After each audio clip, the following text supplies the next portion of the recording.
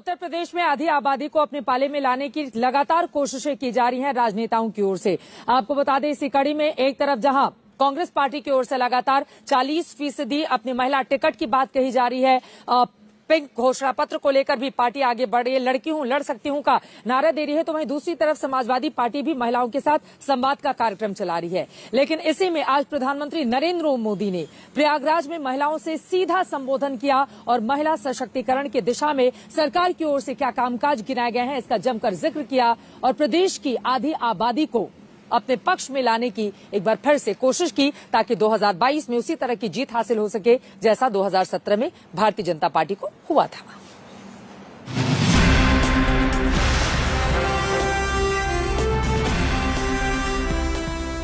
बेटियां कोख में ही ना मरी जाएं, वो जन्म लें, इसके लिए हमने बेटी बचाओ बेटी पढ़ाओ अभियान के माध्यम से समाज की चेतना को जगाने का प्रयास किया। सबसे अधिक लाभ अगर किसी को हुआ है तो वो हमारी बहनें ही है। प्रधानमंत्री मातृ वंदना योजना के तहत गर्भावस्था के दौरान 5,000 रुपये महिलाओं के बैंक खाते में जमा किए जाते हैं कि बेटी की विश्वास को नई ऊर्जा देने का प्रयास शुरू किया। मैंने आपसे क्या कहा था, अपनी शक्ति को पहचानो। पीएम मोदी का एक एक बयान उस महिला शक्ति को साधने की कवायद है जो यूपी के चुनाव में किसी भी पार्टी के लिए विनिंग फॉर्मूला साबित हो सकती हैं। प्रयागराज के महिला सशक्तिकरण सम्मेलन में पहुंचे पीएम मोदी ने स्वयं सहायता समूह की 1,60,000 महिलाओं को सौगात दी। प्रदेश में महिलाओं की सुरक्षा पर बात की, कानून व्यवस्था पर योगी सरकार की पीठ थपथपाई, पिछली सरकार पर माफिया राज वाला तंज कसते हुए कमियां गिनाई। यूपी की बहन बेटियां थी, उन्हें सड़क पर निकलना मुश्किल हुआ करता था, स्कूल कॉलेज जाना मुश्किल होता था। आप कुछ कह नहीं सकती थी, बोल नहीं सकती थी, क्योंकि थाने गई तो अपराधी बलात्कारी की सिफारिश में किसी को फोन आ जाता था। योगी जी ने इन गुंडों को उनकी सही जगह पहुंचाया है। उत्तर प्रदेश की महिलाओं ने, माता बहनों बेटियों ने ठान लिया है, अब वो पहले की सरकारों वाला दौर वापस नहीं आने देगी। उत्तर प्रदेश के चुनावी माहौल में पीएम मोदी के इस कार्यक्रम को तमाम विपक्षी दलों की उस रणनीति का जवाब माना जा रहा है जिसके केंद्र में महिलाएं हैं। प्रियंका गांधी लड़की हूं लड़ सकती हूं के नारे के साथ यूपी में कांग्रेस के अभियान को आगे बढ़ाने में लगी हैं। उन्होंने बाकायदा महिलाओं के लिए अलग घोषणा पत्र जारी किया है जिसमें महिलाओं को 40% टिकट के साथ स्कूटी और स्मार्टफोन जैसे लुभावने वादे किए गए हैं। महिलाओं पर केंद्रित पीएम मोदी की रैली को प्रियंका ने कांग्रेस का प्रभाव बताया और इसे यूपी की महिलाओं की जीत भी कहा। देश की महिलाओं, मैंने आपसे क्या कहा था, अपनी शक्ति को पहचानो। आज आपकी शक्ति के सामने इस देश के प्रधानमंत्री नरेंद्र मोदी जी झुक रहे हैं, समझ गए हैं कि महिला खड़ी हो रही है।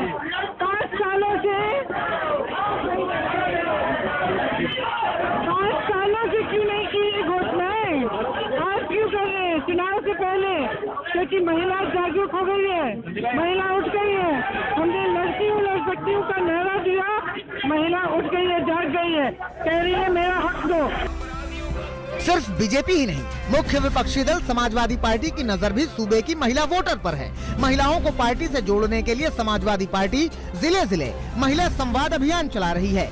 अखिलेश राज में महिलाओं के लिए चलाई गई योजनाओं की याद दिला रही है और उन योजनाओं को आगे बढ़ाने का भरोसा भी दे रही है। समाजवादी पार्टी का दावा है कि महिला वोटर इस बार उसके साथ है। यही वजह है कि पार्टी को यूपी में बदलाव का विश्वास है। महिलाओं के साथ सबसे ज्यादा भेदभाव, सबसे ज्यादा उत्पीड़न, सबसे ज्यादा घटनाएं भारतीय जनता पार्टी की सरकार में हो रही। एनसीआरबी के खुद आंकड़े, दिल्ली के खुद आंकड़े कह रहे हैं 40% से ज्यादा महिलाओं बेटियों के साथ उत्पीड़न हुआ है। और आज जब प्रधानमंत्री जी खुद लखनऊ इलाहाबाद में बोल रहे थे तो कम से कम उन्हें पूछना चाहिए मुख्यमंत्री से कि आज ही प्रदेश में जगह जगह पर बेटियों के साथ उत्पीड़न घटनाएं हुई हैं, आज के दिन भी। और दूसरा, हाथरस की बेटी की घटना कैसे भूल जाएंगे लोग। सभी पार्टियों का ये जोर महिला वोटों के उस गणित से जुड़ा है जो चुनाव में जीत का फैक्टर बन सकता है, क्योंकि 2019 में हुए लोकसभा चुनाव के मुताबिक उत्तर प्रदेश में कुल 14 करोड़ 40 लाख मतदाता हैं, जिनमें महिला मतदाताओं की संख्या 6 करोड़ 61 लाख है, यानी प्रदेश में करीब 45% महिला वोटर है।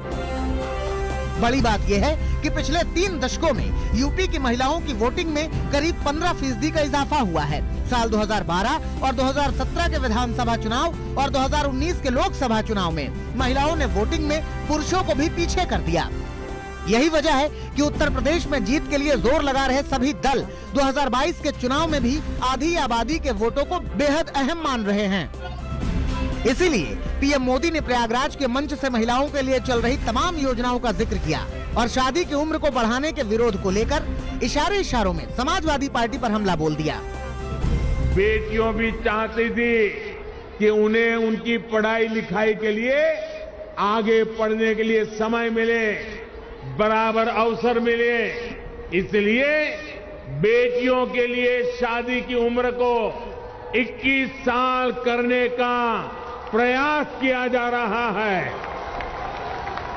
देश ये फैसला बेटियों के लिए कर रहा है, लेकिन किसको इससे तकलीफ हो रही है, ये सब देख रहे हैं। शादी की उम्र बढ़ाने का प्रस्ताव यूपी में पहले ही सियासी मुद्दा बना हुआ है और ओवैसी जैसे नेता बार बार इसे उठा रहे हैं।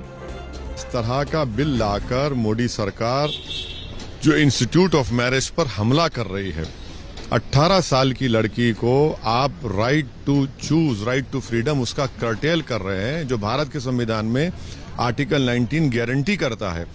जब 18 साल की लड़की देश के प्रधानमंत्री को, देश के एमपी को, देश के एमएलए को चूज कर सकती है, तो अपना पार्टनर क्यों नहीं चूज कर सकेगी। इन सब के बीच ये साफ है कि महिलाएं सत्ता के लिए छिड़ी सियासी लड़ाई के केंद्र में आ गई हैं और हर पार्टी अब इन्हें अपने पाले में लाने में जुटा हुआ है। प्रयागराज से पंकज श्रीवास्तव के साथ आज तक ब्यूरो।